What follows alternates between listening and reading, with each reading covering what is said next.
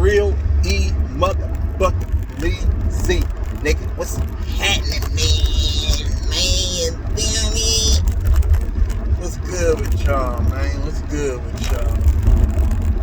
You know what I'm saying? It's good Monday, fun day, I guess, huh?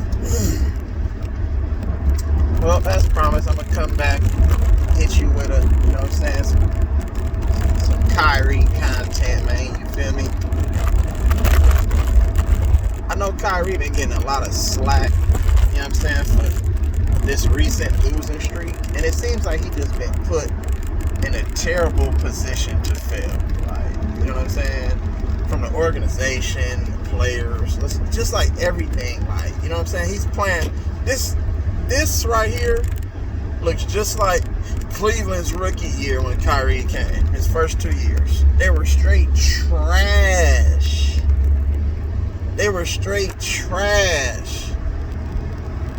And now they're on an 11-game losing streak, and most of these losses have come on the road, you know what I'm saying? And which are the only games that Kyrie can play as of right now until that changes, you feel me? So it's real bad. It's a real bad look, you feel me? Right now with the Nets, and some of the ownership has to go on Kyrie, but sole ownership, no.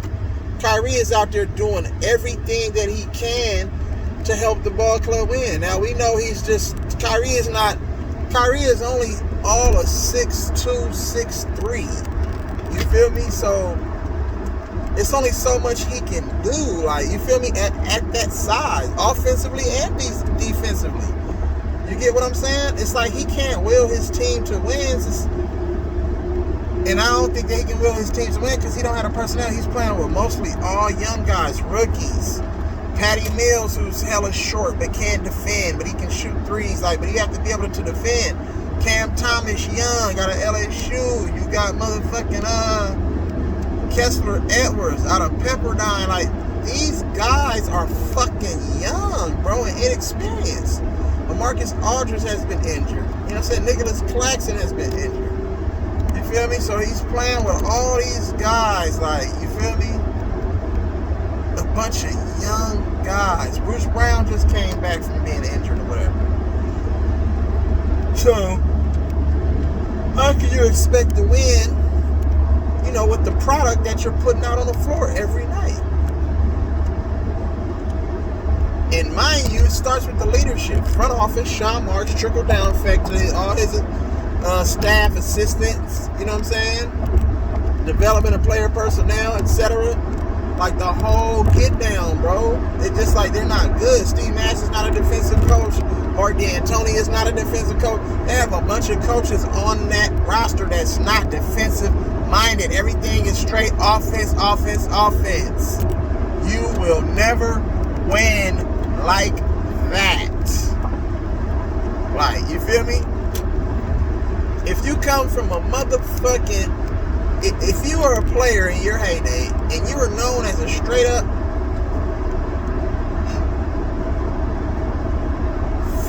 nigga tired of the motherfucker, stayed up too late. If a motherfucker was not a defensive player back in their time when they played and they were all offensive minded, what kind of coach you think that they're going to be when they start going into coaching? It's rare that you get motherfuckers, you know what I'm saying, who was an all offense and then approach the game with the defensive mindset and perspective, like when they start going into coaching. You don't get that shit. That transition is going to be from offensive-minded player to offensive-minded coach. Defensive-minded player to defensive-minded coach. Nate McMillan, defensive-minded coach. Even though that the team is not buying in or whatever he got going on. Ime Udoka, defensive-minded coach. Defensive-minded player. And now you see the Boston who ran 9 straight. And they've been doing it with their defense. They've been one of the best defensive teams, efficiency, you know what I'm saying, rating, you know what I'm saying, during this win streak in like the last month. So, and that has, you know, and it showed, you feel me? That's the reason for the turnaround. You know what I'm saying? Now they sit 8 games above 500. You feel me? Monty Williams, defensive-minded player, defensive-minded coach. We can keep going on and on. So you see what's going on here. So you see the trend. That's what I'll be trying to explain to people. People don't really know basketball like that. Like, you feel me? And we know Phoenix is the best team in the NBA defensive efficiency rating. You feel me? Period. Steve Kerr wasn't no defensive-minded coach. Defensive-minded player. He was a motherfucking offensive-minded player. But he has defensive-minded assistant coach Mike Brown. You know what I'm saying? So you have to see this shit for what it is. This is what it is, bro. And I'm trying to give y'all the motherfucking game. This is how this shit goes. So when you get Steve Nash and D'Antoni on the same team, offensive-minded player. So you got offensive-minded coach. Motherfucking, they're giving up way too many points during this 11-game losing streak. They're giving up down there 117 points during the losing streak, nigga. You're not going to win a ball game giving up that many points, especially when you don't have your horses to help you on the offensive end for scoring. See, sometimes you can get away with giving up that many points, but you outscore the opposition. But they're minus KD. They're minus Andre Drummond. They're minus Seth Curry right now. They was minus James Harden. They minus KD. They minus motherfucking Ben Simmons. Like, so you just relying on Kyrie to do what? Play offense and defense? Like, nigga, that's unrealistic expectations, bro. You have to keep it 100. Like, it don't make no... You can't do that to the guy, bro. Kyrie will star next to other star and great players. You know what I'm saying? Period, point blank. That's just the way his career been. Period. Look, before he got LeBron, then when LeBron came, they win. They start winning because he's a great Batman to somebody. He's a great Robin to somebody's Batman. Period. Then when he went to the Celtics, then what happened? They were winning. Up until they got injury. He had Tatum, he had Brown, he had all these players. Marcus Smart, you feel me? Gordon Hayward, like, come on, man. Let's call it what it is. So now, when he went to motherfucking Brooklyn, they were winning last year when he was playing in every game. Up until the point in the playoffs when he got injured with the ankle, but I'm just saying, they were winning. He had KD, he had Harden, you know what I'm saying? He had other players. Millsap, feel me? Blake Griffin, Joe Harris. So, come on now. We gotta think logically on this one. Feel me? Kyrie though, but Kyrie gonna be alright. They're gonna be alright. I think Brooklyn is gonna be alright. They're gonna get this shit together. They're gonna make a run in the second half. Every team that went on losing streaks so far. Most teams in the East have went on lengthy losing streaks. You feel me? And lengthy winning streaks. For the most part. Certain teams started off hot, then they kind of drizzled off, and then they came back, and then they floated around the middle. Some teams started off cold, then they got hot, you know what I'm saying? Then they drizzled off, and now they in the middle. You know what I'm saying? That's just the way the game is going. It's every team has been hampered by health and safety protocols and injuries. So this shit happens, bro. This shit happens. But Brooklyn will be alright. I don't know how alright they'll be, though. I just don't know right now because they got to get healthy. Like, you feel me? And that's a big if. Because KD's starting to be a little bit more injury prone, you know what I'm saying, in these later stages of his career. You feel me? He's battling a lot of little injuries here and there, you know what I'm saying? So we'll see how, and then we know that Kyrie has been an injury prone guard for most of his career, always getting hurt at, you know what I'm saying, inopportune times, you know what I'm saying? So you have to watch out for that. And then Ben Simmons he battled injuries throughout his career. So really, for Brooklyn, to be honest, I say they're gonna be alright, but that's a big if. Because they just need to be on the floor. We don't know what they can do if they ain't playing. These motherfuckers been injured, bro.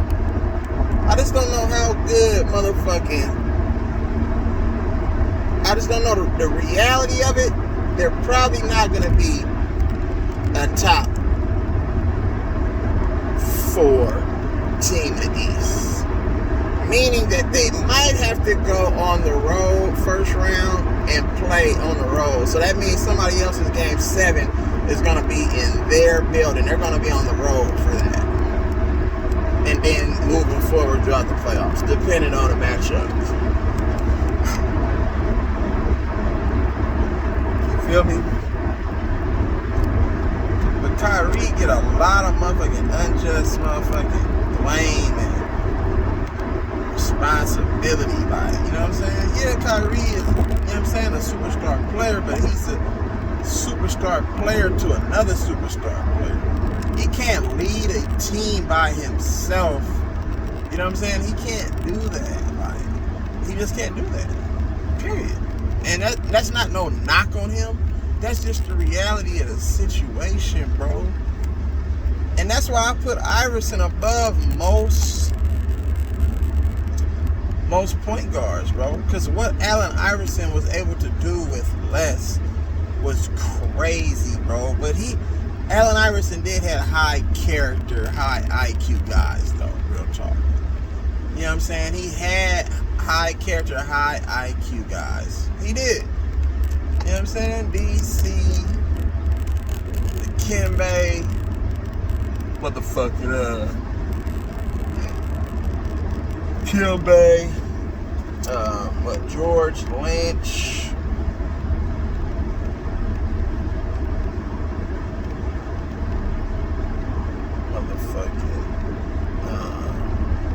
Or was it George Lynch? I thought it was George Lynch. Am I tripping? It was George Lynch. It sure was.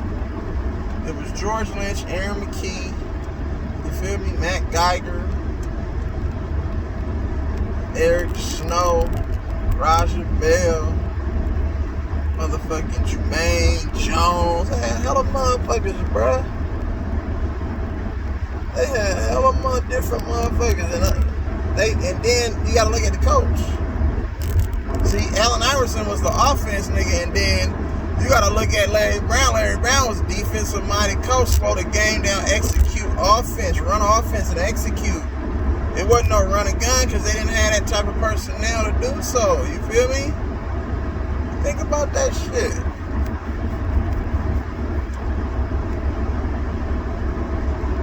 So that's what that looked like. Think about it. Think about that. That boy AI was different. AI was different. And in them times it was more defense, it was more hand checking the whole get down. But you gotta still look at the coach.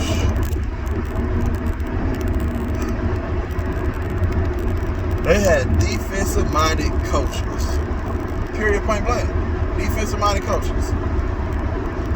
And it showed. So before we start making comparisons and shit, we gotta keep that shit a bucket and keep it 100 though. You feel me? And look at the whole totality of the situation. Kyrie is put in a position, you know what I'm saying, to fail. They don't have defenders around Kyrie. They have all young, inexperienced talent behind Kyrie, but 2 non-defensive minded coaches. So you tell me how that's supposed to look. Now when KD comes back, that adds to their defense. When Andre Drummond comes back, that adds to their defense. When motherfucking Seth Curry comes back, that adds to their offense. When motherfucking Kevin Durant comes back, that adds to the offense and the defense. So now you can start, you know what I'm saying, judging what the Nets gonna look like and what they gonna be. I really can't tell you what the ceiling for them because everything depends on health. So, with that being said, man, we just gonna have to wait and see.